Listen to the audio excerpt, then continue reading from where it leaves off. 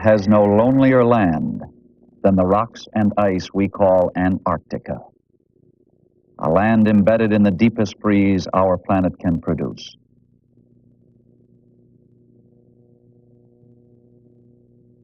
A land where winds raging at 100 miles per hour can drive temperatures lower than minus 100 degrees Fahrenheit.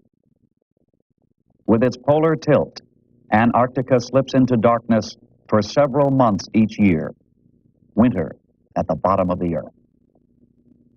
Man has never adapted to cold like this, but early in this century, international competition began drawing us, explorers and scientists, to the South Pole.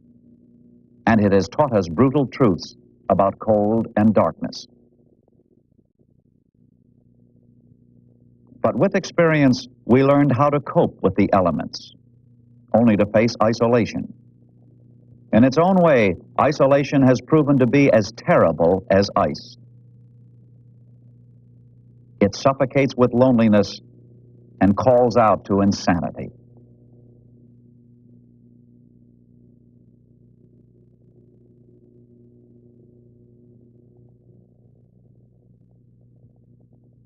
There's no better account of isolation than the journal of Admiral Richard Byrd, the great American adventurer.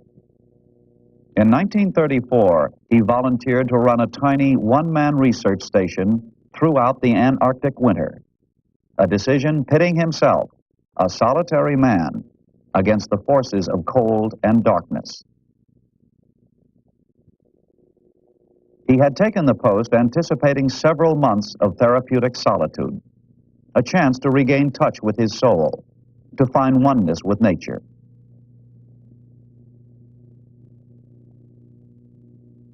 From his diary, the Admiral's own words describe his feelings.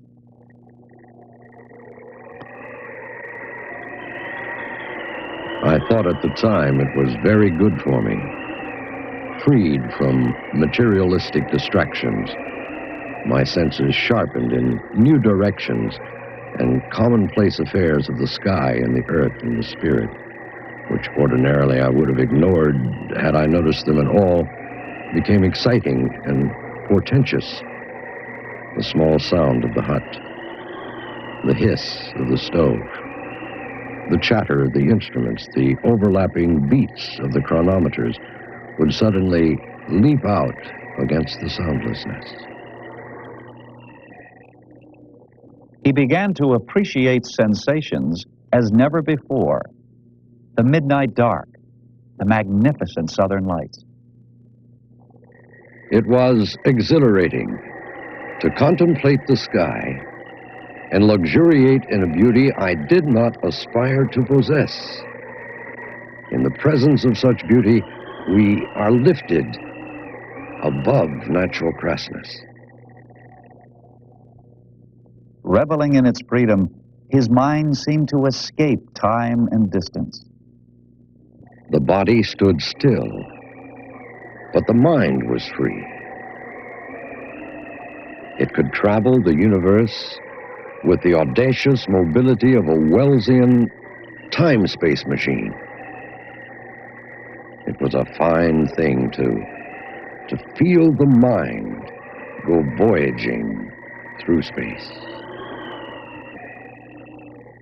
But gradually, with only his thoughts to amuse him, his mood began to change, and the solitude to erode his inner calm. The darkness and thick silence were extracting their toll. The senses were isolated in soundless dark. So, for that matter, was the mind. But beyond these was a truth which that night I did not recognize, and this truth was that the whole complex nervous muscular system was waiting, as if with bated breath, for the intrusion of familiar stimuli from the outside world, and could not comprehend why they were denied. From the depth of my being would sometimes surge a fierce desire to be projected into the living warmth and movements of the mind revisited. Usually the desire had no special focus. Rather, It darted and wavered over a panorama of human aspects. My family at dinner time, the sound of voices in a downstairs room, the cool feeling of rain.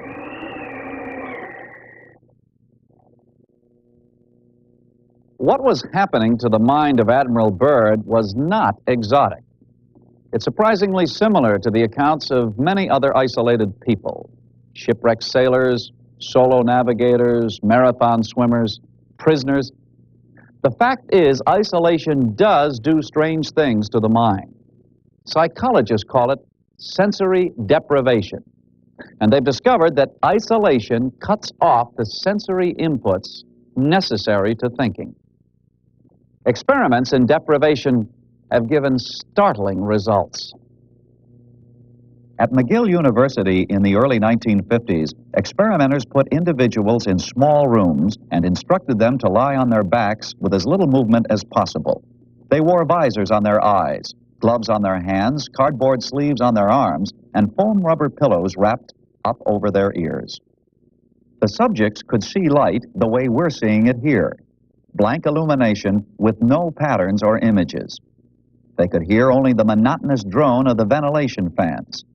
They could feel nothing but the presence of gloves, cardboard sleeves, and their own clothes. For donating their time, the university paid the subjects $20 per day, the equivalent of $80 to $100 in today's economy. So what a chance, they thought, to lie around, get some good thinking done, and get paid for it as well. At first, they thought about their studies and other academic problems.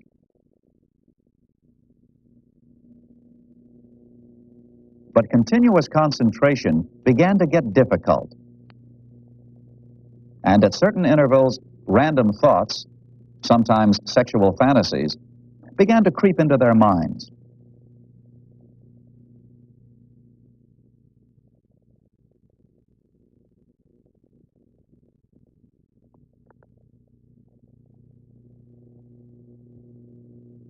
After hours of isolation, the students' minds began to drift uncontrollably. Instead of dwelling on their academic problems, they began to reminisce on random incidents, subjects with no relationship to the current semester.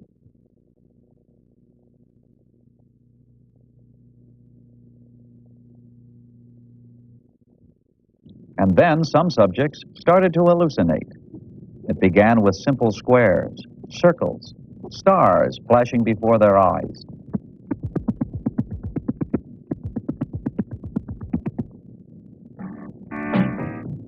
The images organized and moved with more purpose, fascinating patterns and figures.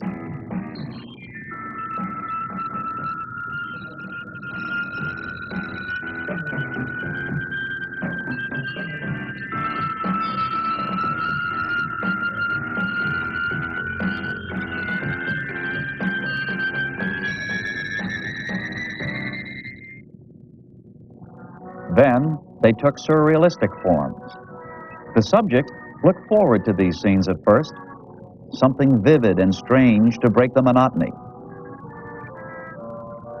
But finally, their visions grew so intense that they interfered with sleep and became dreadful. Few of the students could tolerate the experiment for more than 2 days.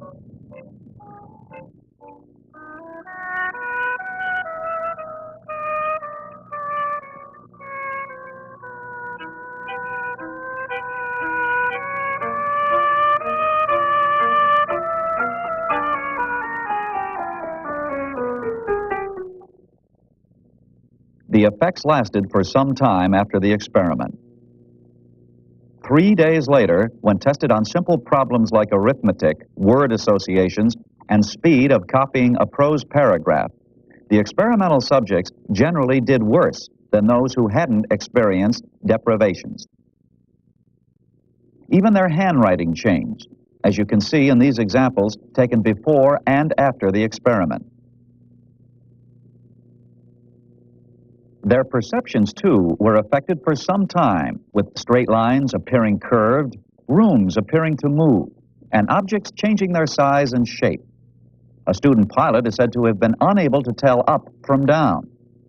Eventually, though, their minds recovered, and the world returned to normal. The experimenters at McGill drew two conclusions from their tests. First, that sensory deprivations can give us great stress. Second, that a changing sensory environment is essential to normal mental activity. Perhaps the most interesting aspect of sensory deprivation, though, is how it applies to human existence. You might even say survival. Because whenever any of us invades the regions where we were not made to live, we're apt to encounter the effects of monotony, or as we now perceive it, sensory deprivation. Passage into space. Work beneath the sea.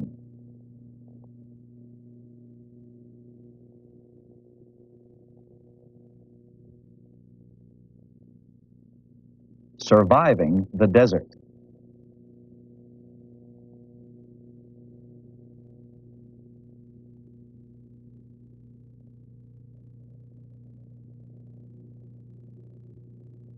And the ancient pilgrimage of sailing alone at sea. In a way, these are all experiments in sensory restriction, isolating us from the company of others and depriving us of our normal sensory variety.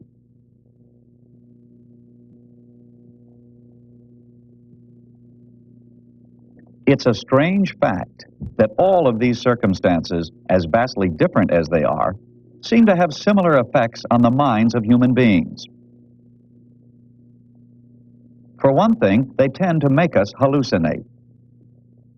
As the McGill experiments showed, hallucinations are a typical symptom of sensory deprivation.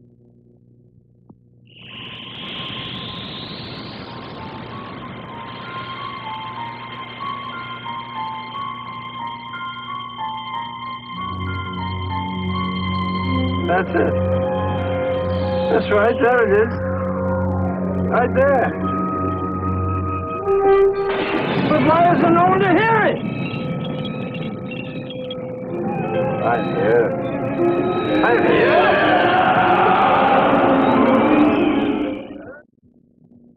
And sensory deprivation is the enemy with which Richard Byrd sealed himself in his tiny research hut. As winter deepened, the darkness and the cold intensified, forcing him to cope with complete isolation. The Admiral, however, was a military man, and he faced his challenge squarely. What I did, or tried to do, was to focus my thinking on healthy, constructive images and concepts, and thus crowd out the unhealthy ones. Every day I experimented with new schemes for increasing the content of the hours. I tried to cook more rapidly, take weather and auroral observations more expertly, and do routine things systematically. As another item of variety, he kept his diary, disciplining himself to enter it each day.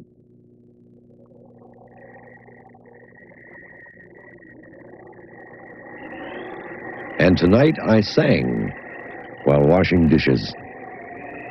Solitude hasn't mellowed my voice any, but I had great fun. A gala evening fact. I have been persistent in my efforts to eliminate the after-dinner periods of depression. My progress in eliminating the indefinable irritant has been better than I expected. I seem to be learning how to keep my thoughts and feelings on an even keel, for I have not been sensible of undue anxiety.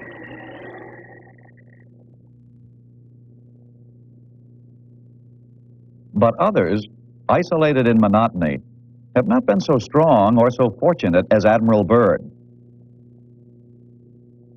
They have slipped into deep apathy, perhaps compounded by fear or panic. And apathy at sea is a deadly serious matter.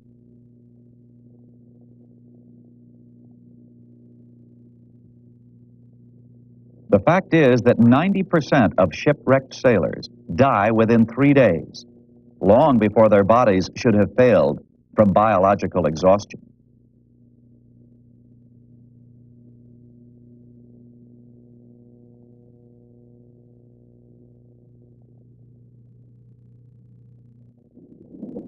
The apathy of sensory deprivation, amounting to suicide, was apparently the fate of Philip Stockton, an English sailor competing in a round-the-world race of solo navigators.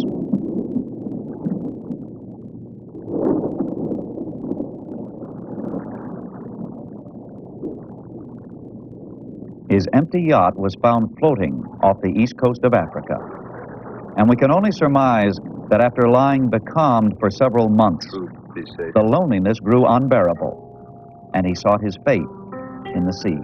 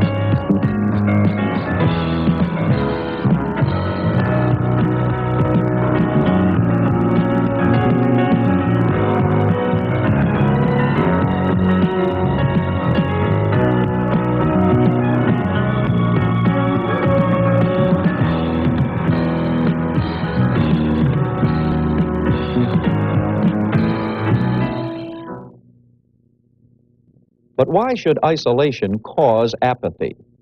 What happens in our minds to make us despair? The answers to the mechanics of apathy lie in the brain's basic structure. Apathy especially involves a structure known as the reticular formation, which lies atop the spinal cord at the base of the brain. In this position, it can influence almost all messages which arrive via the spinal cord from the body's sense receptors, because many sensory messages pass through the reticular formation before arriving at the brain's sensory processing centers. Actually, messages travel to the higher centers by two routes. The first is called the straight line system, because it conducts nerve impulses directly to the sensory processing centers. The second route branches off into the reticular system, known most commonly as the reticular activating system, since the reticular system is what determines our level of excitement. The RAS, as the reticular activating system is called for short, helps determine whether we're sleeping or waking. It even controls our state of consciousness. Now, the RAS acts as a sort of sensor. In its relationship with the mind, it helps determine what our conscious state attends to. In other words, it helps direct our attention. If I put on these laboratory gloves, the receptors in my skin send impulses up my spinal cord to my brain. Now, some of the messages go directly to the sensory cortex by way of the straight line system, and some go into the RAS. I then notice the feeling of gloves on my hands. But I notice this sensation because the reticular system has directed the cortex to attend to the signals which are already arriving by direct line. Suppose, however, that I'm concentrating on something, a personal problem, a business deal, anything. My cerebral cortex has the ability to influence my RAS. It instructs the system not to bother it with the normal messages of sensory trivia. You know this feeling. I'm off in the clouds. But suddenly, an unusual stimulus comes in. Something has changed. The nun has disappeared. Then the RAS takes command, overriding the cortex's instructions not to disrupt our thoughts. And the RAS rivets our attention on the novelty.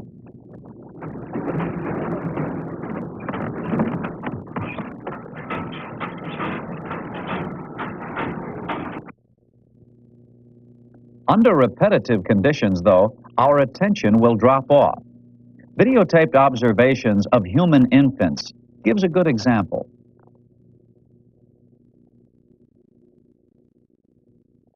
When the doctor shines a light over the infant's face, it gets his attention, and his eyes follow the source back and forth.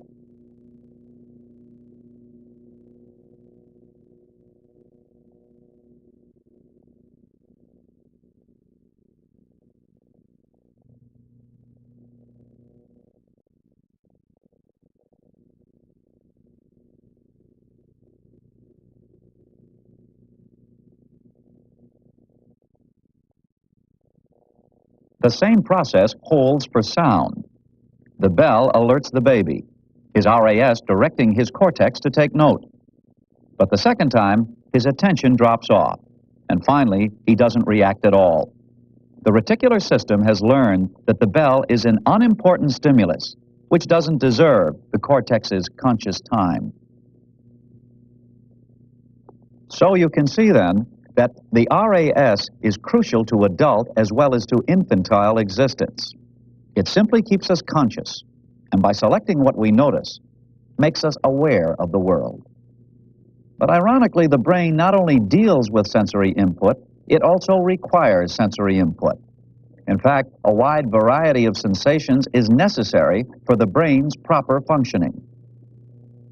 If we are isolated and deprived of the normal range of daily inflow, the RAS ceases to activate the cortex. For a while, the cortex can compensate by daydreaming and thinking, but not indefinitely, for even thinking depends on input from the RAS.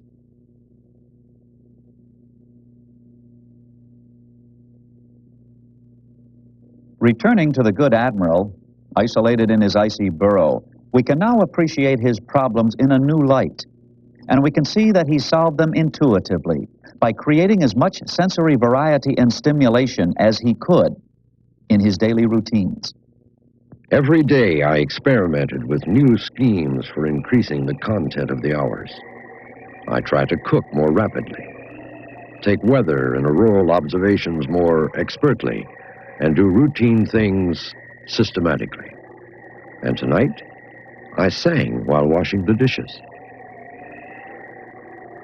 Unwittingly, Admiral Byrd was providing his reticular activating system with as much sensory inflow as his mind could devise.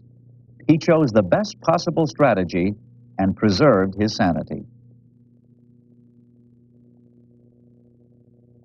But sensory deprivation is not necessarily a bad experience. The fact is, it can have real benefits. And for eons, people like priests and monks have sought it in solitude.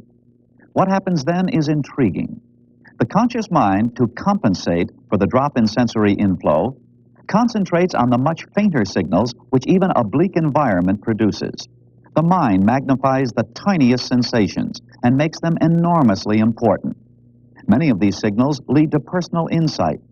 Often they're sensations the body itself supplies, but which the stronger signals of the world normally override. This is precisely why monks live and meditate in the simplest possible circumstance. A tiny flame becomes the sun, a ball of twine the world, and perhaps after fasting for 40 days, the priest comes to unity with God.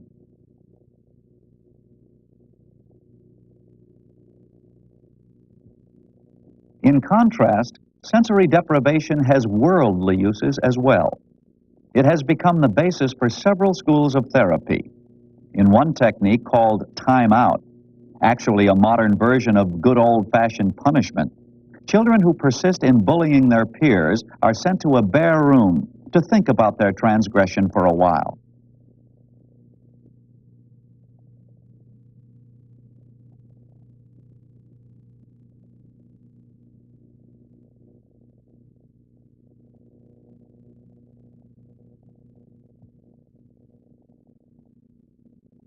And of course, people have always sought solitude to escape the stress of overstimulation.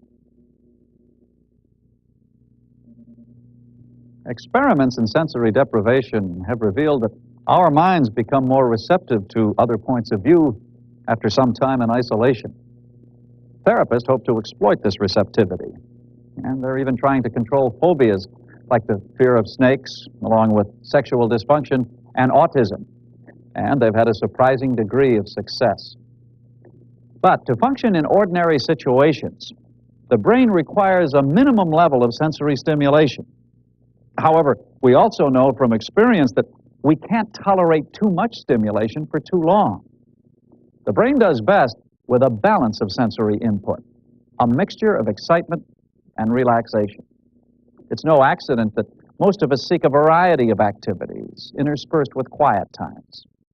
And the final ironic conclusion is that we are much more dependent on our sensory environments than we realize.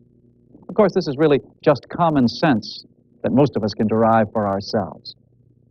But a different way of looking at things is this. All behavior is just a method of keeping the brain in a proper state of arousal. Sometime when you're alone, think about that.